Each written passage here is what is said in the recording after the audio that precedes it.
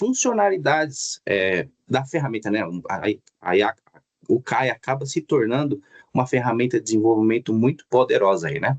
Então, assim, a gente começa da seguinte forma, tá? Então, assim, alguns benefícios que eu aqui da minha parte laboratorial encontrei para a utilização do Kai, tá? Então, assim, bibliotecas, conversões,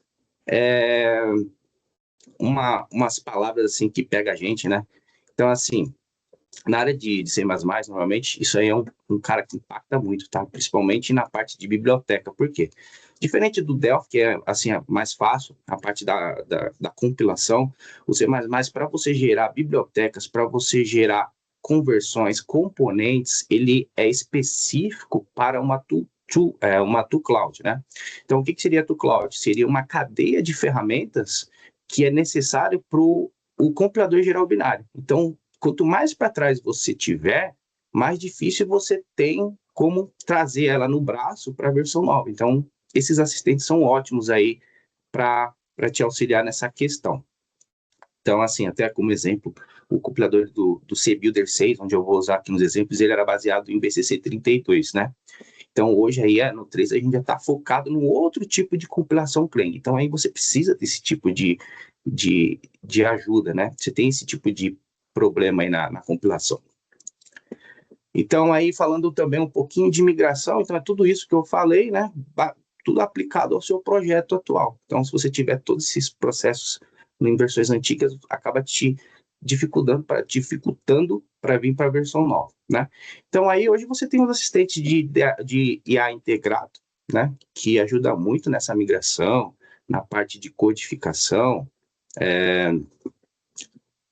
assim, componentes antigos aí, né, não é mais uma opção hoje em dia, né? Então, aí a gente precisa da conversão. Base para automação. Então, assim, imagina você criar várias estruturas aí, regra de negócio, comportamentos, para a sua regra de negócio, né? Então, a IA também entra aí te ajudando nesse processo. E o que é legal aí é que você não precisa reescrever tudo do zero, né? Você pode reutilizar aí o que você já tem hoje na versão antiga, qualquer versão antiga trazer para a nova. Pessoal, estou falando assim, um conceito de ecossistema, tá? Estou falando de RadioStudio, não de uma linguagem ou de outra, assim, só para a gente seguir assim, até para vocês entenderem melhor. E aí, até com isso, você também consegue criar dashboards a seu modo. Então, dependendo do que você tem hoje e utilizando a IA com o Cachete, por exemplo, com o Kai, você consegue trazer, adiantar projetos que você levaria aí uma semana, um mês, para terminar em poucos minutos, né? Então, vamos lá. Como é que funciona o Kai hoje, né? Então, aqui eu coloquei um desenho de como é que funciona o Kai aí hoje na ferramenta, né? Então, a gente tem aqui o Kai, então ele é ligado aqui com Cloud, Codex, algumas opções já prontas para você colocar ali, né? Local Session, que no caso seria um servidor local, e aí você pode gerar aí geração de código, refatoramento, design, assistência de design, você pode criar testes automatizados, você pode criar documentação. Então, uma coisa chata que todo programador hoje em dia precisa fazer é entregar a documentação do seu produto, e ainda mais usando IA. Tem termos de uso para você não prejudicar a empresa ou se prejudicar na parte de questão de termos de uso, e você precisa ter isso na sua documentação ali, apontando tudo que você usa de IA, tudo que você usa de componente terceiro. Então, até tem um conceito de SBOM, né, sobre isso, que é muito importante vocês, desenvolvedores, a irem atrás desse conceito de SBOM, tá? Então, deixa eu abrir aqui alguns exemplos aqui, só para mostrar para vocês, usando o Kai aqui, tá? Ao meu modo aqui. Então, assim, para você que já me conhece, que você me segue, né? Então, do tipo de programação que eu faço é C++, voltado para internet das coisas, tudo isso, né? Então, por que não utilizar esse Kai para me auxiliar? Então, uma das formas foi o seguinte, eu fiz... deixa eu abrir aqui o projeto. CBuilder, Kai. Tá. Então, eu estou abrindo aqui um projeto, que aí eu vou explicar o contexto para vocês, tá?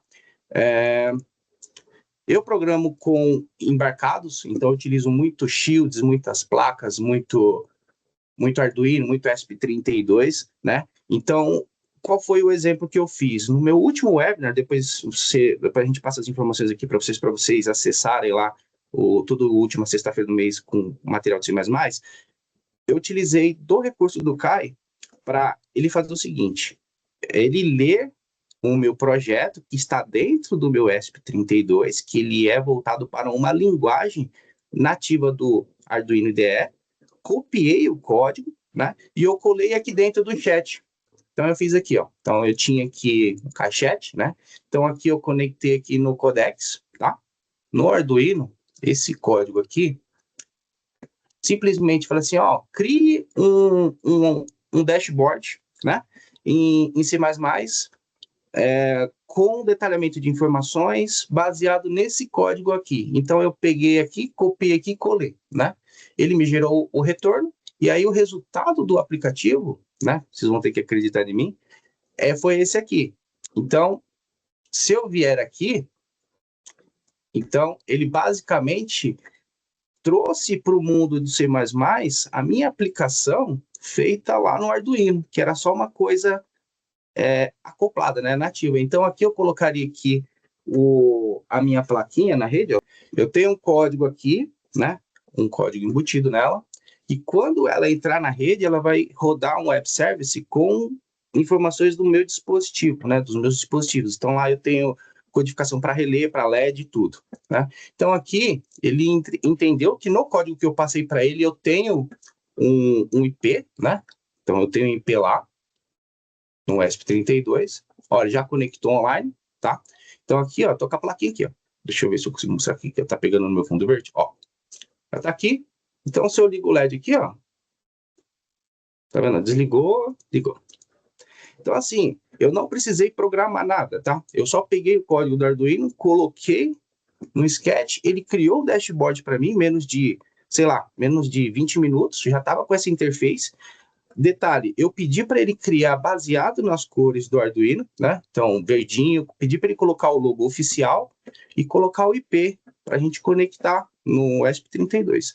Fazendo isso, ele já me trouxe o projeto pronto, né? Então, aqui, se você entrar aqui, ó, há um detalhe, quando a gente solicita esse modo agêntico, que a gente vai ouvir falar muito aí no Kai, o modo agêntico, ele cria o projeto para você em back, né? Então ele vai criando, vai te dando ali o relatório, porém ele não atualiza o DFM, né? Então, porque como ele cria ali ele não cria em tempo de design, né? Ele cria ali por trás das informações, ele não traz aqui, então ele traz a maioria das coisas tudo programado. Então aqui, ó, também até para você que não programa, já é uma mão na roda, já te ajuda bastante, e aqui você tem todas as chamadas nele, né? Então aqui você tem a chamada de HTTP, quando você aperta o botão, né? Dependendo do botão que você cria, ele vai lá no servidor, manda um parâmetro e pronto, né? Então assim, esse é o primeiro exemplo, que resumindo, a gente consegue trazer